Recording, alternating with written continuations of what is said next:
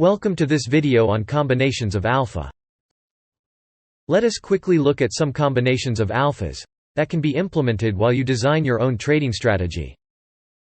We have already discussed one case, where we combine two categories of alpha, time series alpha, and timing alpha. We do this by filtering moving average difference signals, only for certain days.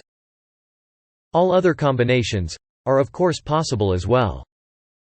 For example, consider a new strategy where we rank the volatility of different stocks, and enter a trade each day at the highest volatility, unless we are either above a lower limit, or below an upper limit.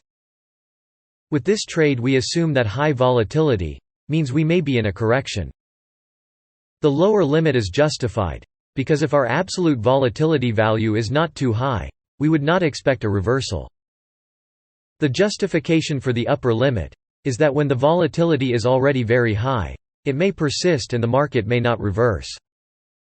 Both cases make sense, but we can see that the second case with the upper limit does, in fact, cap the two biggest losers from case 1 very well.